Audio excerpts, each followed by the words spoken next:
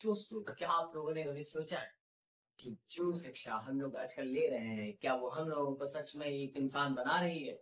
क्या वो सच में हमें इस दुनिया में जीने के काबिल बना रही है, या फिर ये सब राजनीति द्वारा रचा हुआ एक खेल है? नमस्कार दोस्तों, स्वागत है आप सभी का हमारे यूट्यूब चैनल पर। आज हम लोग जानेंगे कि कैसे हमारी शिक्षा व्यवस्था बिगड़ती जा रही है, कैसे राजनीतिक हमारी शिक्षा व्यवस्था को अपना एक सबसे बड़ा हथियार बनाकर हम लोगों पर राज कर रहे हैं। जानते हैं ये सब पॉइंट्स, फैक्ट्स तथा रिपोर्ट्स के साथ।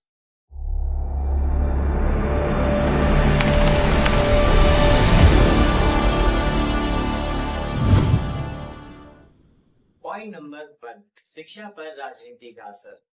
2023 एनसीईआरटी की रिपोर्ट के अनुसार उन्होंने ये खुद बताया है कि जैसे जैसे सरकारें आती हैं, वे अपनी सरकार के अनुसार अपनी सरकार को अच्छा बताती हैं तथा विपक्षी पार्टी की आलोचना करती हैं, जिसका फल हमें इनकी सिलेबस पर देखने को मिलता है। सरकारें अपने हिसाब से सिलेबस बदलती हैं। जैसे 2023 में एनसीईआरटी ने खुद बताया था कि उन्होंने अपने सिलेबस से मुगलों का चैप्टर हटा दिया तथा कई क्रांतिकारियों की परिभाषा तथा उनकी कहानियां भी बदल दी। अब आप लोग बताइए, क्या सिर्फ वोट के लिए इतिहास बदलना सही है? क्या सिर्फ वोट के लिए शिक्षा के साथ खेलना सही है? शिक्षा एक ऐसा हथियार होता है जो देश को बदलने में एक सबसे बड़ा गेम खेलता है। बिना शिक्षा के हम अपने देश की अर्थव्यवस्था तथा अपने देश की बागडोर को कैसे संभालेंगे? आप लोग जरा सोच के देखिएगा कि यदि हमारे देश से शिक्षा ही खत्म हो जाएगी तो कैसे हमारा देश उन्नति करेगा, कैसे हमारा देश आगे बढ़ेगा, कैसे हमारा देश एक राष्ट्र गुरु बनेगा। पॉइंट नंबर 2, भर्ती में घोटाले तथा भ्रष्टाचार। लगातार भ्रष्टाचार चलते जा रहे हैं और इस भ्रष्टाचार ने हमारे शिक्षा विभाग को भी नहीं छोड़ा। उत्तर प्रदेश, बिहार, बंगाल जैसे राज्यों में ये भ्रष्टाचार शिक्षा विभाग पे चरम सीमा पर पहुंच चुका है। पेपर लीक, नकली मेरिट लिस्ट तथा पैसे देकर नौकरी पाना आजकल इन राज्यों में बहुत साधारण हो गया है। इन स्कूलों में अयोग्य टीचर पहुंच रहे हैं तथा जो योग्य टीचर सच में हैं, जैसे हमारे शिक्षा मित्र लोग, इन्हें ऐसे निकाल फेंका है मानो कि ये कभी टीचर थे ही नहीं। इनका जो अब हाल हुआ है वो एक मजदूर करने वाले व्यक्ति से भी बदतर हो चुका है। एक मजदूर की नॉर्मल कमाई लगभग 10 से 12 हजार रुपए प्रति माह होती है, लेकिन इन शिक्षा मित्रों की सिर्फ और सिर्फ 10,000 ही दिया गई है। क्या उनका इतने में गुजारा करना संभव है?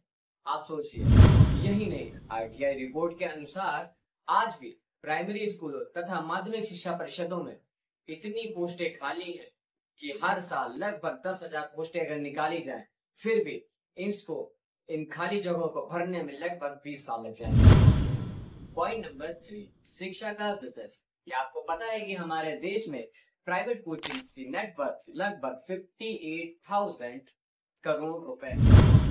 Private school, coaching centre, online education ने हमारी शिक्षा व्यवस्था को पूर्ण तरीके से बिजनेस बना के रख दिया है। शिक्षा अब ज्ञान देने के लिए नहीं, बिजनेस करने के लिए हो गई है। कि आप अभी देख सकते हैं कि हर गली, हर मोहल्ले में लगभग 2-4 कोचिंगें जरूर हैं। इंडिया कोचिंग इंडस्ट्री रिपोर्ट 2024 के अनुसार हम लोग ये देख सकते हैं कि कैसे इन कोचिंगों ने हमारे देश पर कब्जा कर रखा है, कैसे ये लोग अपनी जीडीपी बढ़ा रहे हैं, अपनी टीआरपी बढ़ा रहे हैं तथा हमारे देश की शिक्षा व्यवस्था को तहस नहस कर रहे हैं। पॉइंट नंबर 4, बच्चों पर मानसिक प्रभाव।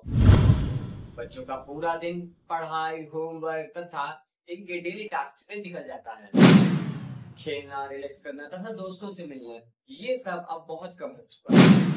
WHO की रिपोर्ट 2023 ये कहती है कि लगभग 14 से 18 साल के 34% बच्चे सिर्फ मोबाइल, एंजाइटी तथा लोड ऑफ स्टडी से परेशान हो चुके हैं। इनकी मेंटल हेल्थ पूरी तरीके से भ्रष्ट हो चुकी है। आज का हमारा 5वां पॉइंट।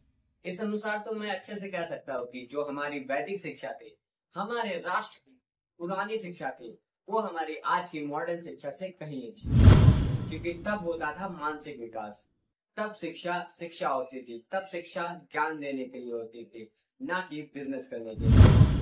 हमारी वैदिक शिक्षा में हमें सिखाया जाता था प्रकृति से जुड़ना, हमारे आसपास के लोगों से जुड़ना, हमें सिखाया जाता था कि कैसे शिक्षा हमारे जीवन में महत्वपूर्ण है, क्यों हमें शिक्षा की आवश्यकता है। लेकिन आज हमें इन चीजों से कोई मतलब नहीं है। आज सिर्फ हमारा सिलेबस कंप्लीट कराया जाता है, एग्जाम के लिए प्रिपेयर कराया जाता है और बस एग्जाम पास कराया जाता है।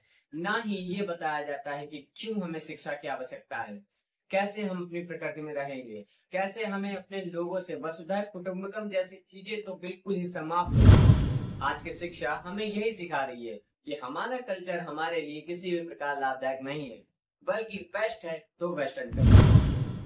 पॉइंट नंबर 6, तो क्या है इसका समाधान? ध्यान से सुनिएगा।